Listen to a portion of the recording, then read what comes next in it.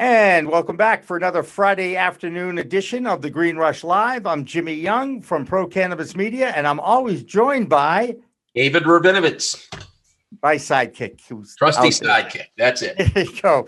And we're so happy to have three new guests in our next portion of our program. And I want to make sure that all of them understand that if they have to bail for any reason at all, please, we understand. And first of all, I want to welcome in Dr. Julie Martellini. Did I get that right, Julie? Very nice. And she is the manager of scientific operations at MCR Labs, and Michael Esposito, the lead scientist of MCR Labs. Michael, thank you for joining us. Yep, anytime. All right. And we're also very, very fortunate to have Chris Walsh here as well. He's the CEO of MJ Biz Daily. Chris, again, always a pleasure to see you, and thank you. I know you're sneaking it in on some family time, so I appreciate that. Yeah, no problem. I'll keep everything short so you can continue, but happy to comment on whatever. Well, I appreciate that. Let's cut right to the chase, and let's talk about what's going on in New York State right now, where both sides have seemed to agree in principle on the adult use recreational legalization of cannabis in New York State. Chris, what kind of an impact will that have on the business of cannabis? Yeah, I mean, it's a massive, massive development. And I think, it's New York. It's a big state. It's an influential state. It's surrounded now by other states that have legalized. And I think that, we're going to see, thousands of business opportunities across the board with licenses, with ancillary companies, billions in sales. Is it 2, 3, 4 billion in the next 4 years? Who knows? But it's billions. It's multiple billions. And jobs, and it's going to revitalize communities in New York, and I think bring a lot of benefits to people in general. And it's a big tourist mecca. I mean, there's a lot to like about this. The regulations as we see them now, or the structure of this, look favorable. Now, it's not going to please everyone across the board. There's always, depending on where you sit, you're going to like things, you're not going to like things. But in general, I mean, there's social equity components. There's components carved out for small businesses.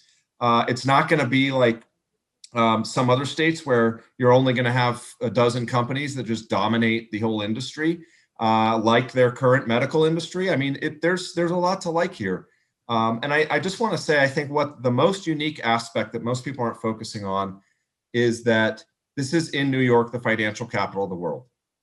And to me, that is very significant. If we want banking change, if we want more access to capital, and we want the financial community to take us seriously and finally really get involved, what better way than to have this right in their backyard and right in front of them? So I really think when it comes to banking change, as the SAFE Act comes up, when it comes to reform, you get the big financial companies and the banks behind this and pressuring lawmakers and seeing that opportunity. This is what could finally help move that needle. It won't do it on its own when we want to get the kind of change we need. That's how I see it, at least. Fantastic. Now, there is one little controversial part of that bill that actually David and I discussed rather forcefully at the top of this show, and it has to do with the taxing of more of a percentage of THC in these plants. So as the THC percentage goes up in a plant or in a product, whether that be an edible or a concentrate, there'll be more tax. And I've seen that discussed at other levels in different states. Now, we've got a couple of scientists on with us as well. That actually bodes well for them because obviously that's an opportunity to do more testing. But from a business perspective, what's your feeling about that? Is that a dangerous precedent? Like I said, there's going to be aspects people like and aspects they. I knew this one would be controversial. Again, every state is trying to do this differently. There's no blueprint. They're all kind of. This is still a grand experiment, right? And we have to understand that. We have to understand that. Okay, there's not going to be 100% kind of approach to this that makes sense to everyone, and everyone's raising their fists for. I do think this is a concern. I mean, it's weird.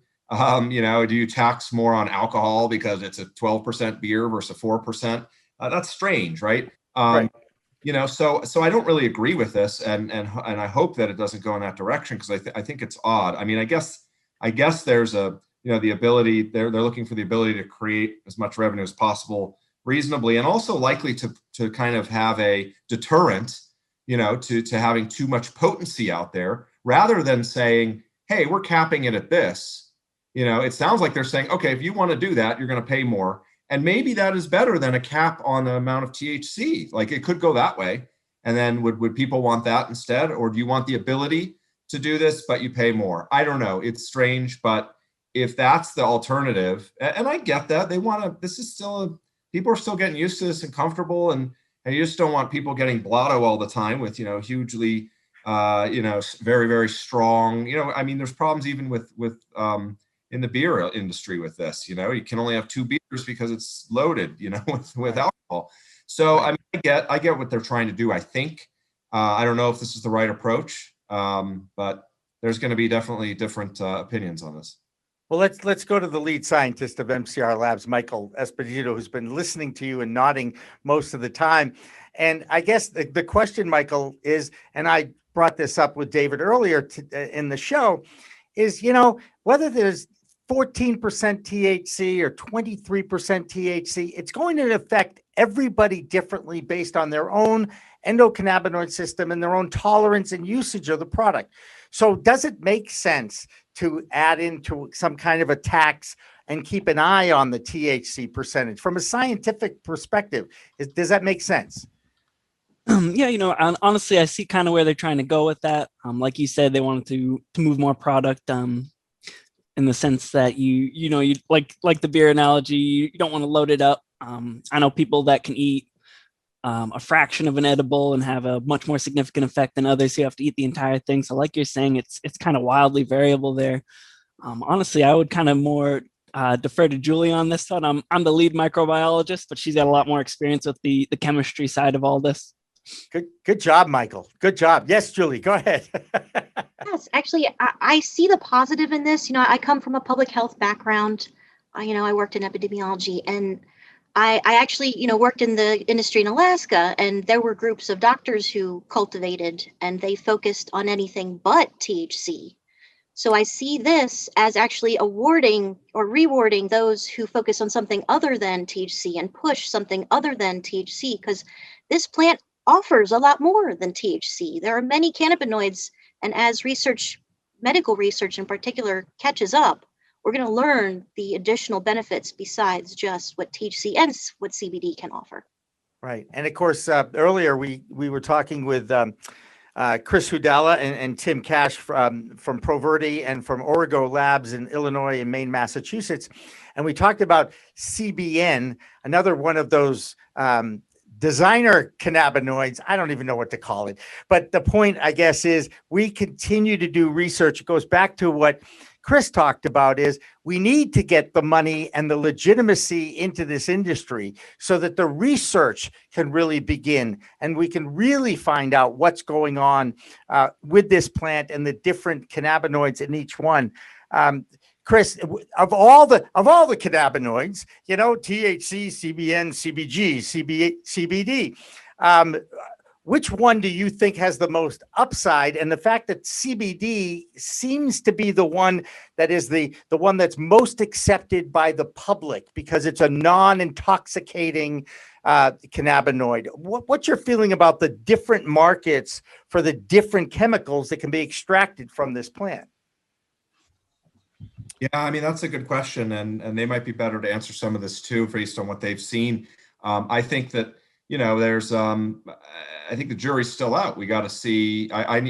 We need to know more about what they do and what their effects are, and what people get out of them or don't. Before, I can't at this point pick the one I think will do the kind of the next best path there.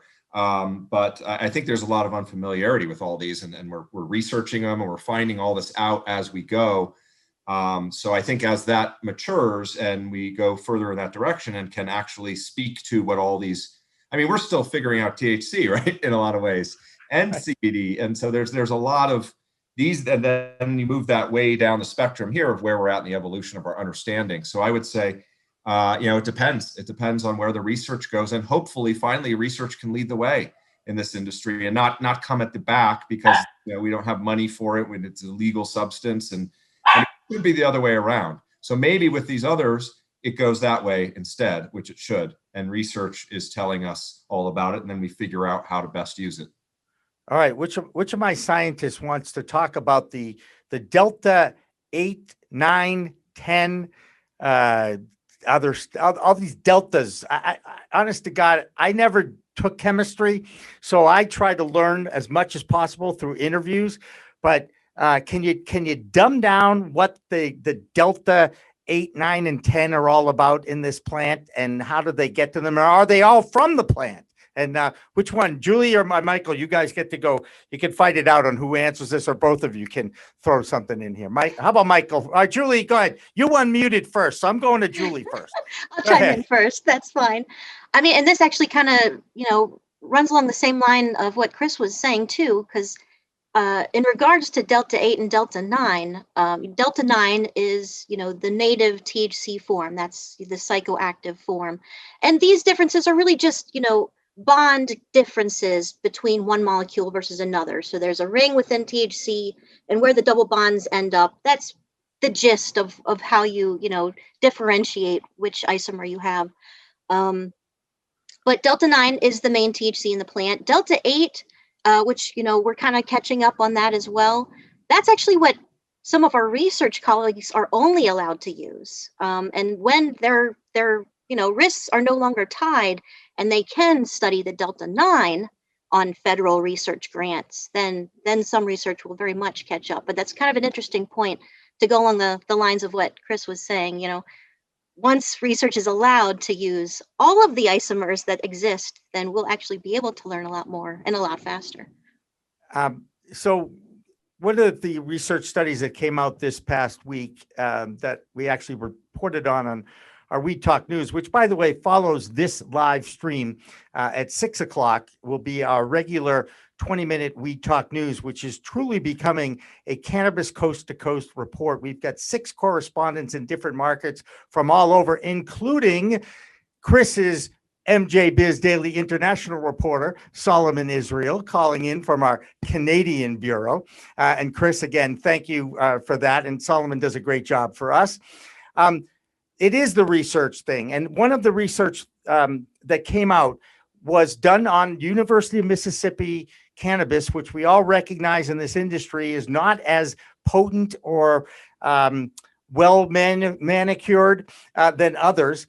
And it's interesting because there's overwhelming anecdotal evidence about the effects of cannabis on the treatment of PTSD. We've all heard veterans who've said, cannabis has saved my life. Cannabis has got me off opioids and all this. And yet this study comes out using that University of Mississippi plant. And they're basically saying, well, there really isn't that much of a difference between the placebo group and the group that had the cannabis from the University of Mississippi. So I guess that stuff isn't very good, but you know what? It was a $2.2 million grant. So we just decided to do the research anyway.